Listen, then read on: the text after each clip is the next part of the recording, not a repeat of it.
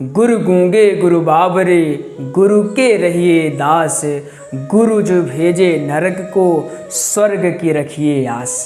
तो आइए जानते हैं आज का विषय क्या है। आज का हमारा विषय है गुरु का महत्व। गुरु का महत्व, गुरु का महत्व कितना है और क्या है, आज के समय में शायद ही किसी को बताना पड़े, और अगर किसी को बताना पड़े यह दुष्कर कार्य है। हाँ ठीक है, उसमें प्रकाश डालना अपना अपना कर्तव्य होता है, लेकिन गुरु का क्या महत्व है ये आज के समय में सभी को ज्ञात है।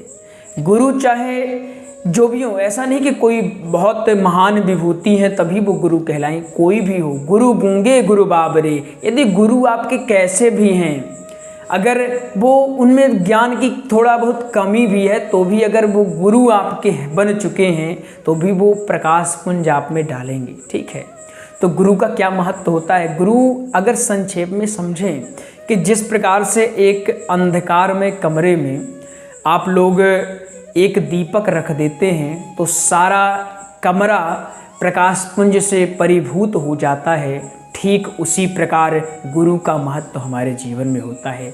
जब हमारे जीवन में गुरु का आगमन हो जाता है तब हमारा जीवन प्रकाशमय हो जाता है।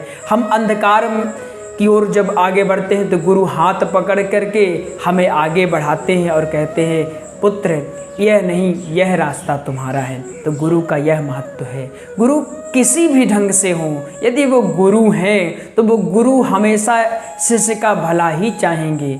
गुरु कितना भी दुष्ट प्रवृत्ति वाला क्यों न हो, वो हमेशा अपने शिष्य का भला ही चाहता है। यह होती है गुरु की महिमा, यह होता है गुरु का बड़प्पन, गुरु की बड़ाई। गुरु का अगर बखान कितना भी किया जाए यह कम ही है। एक कहानी आपको समझाते हैं, सुनाते हैं। एक गांव में एक गुरु बाबा अपने शिष्य के यहाँ गए हुए थे।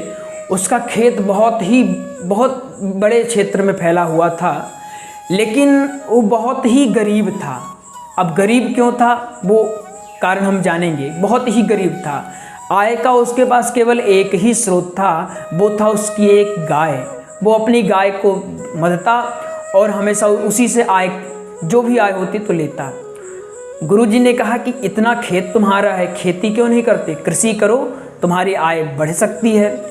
वो बोला कौन करे गुरुजी, अब हम गाय हमारी है इसी में हम सब कर रहे हैं।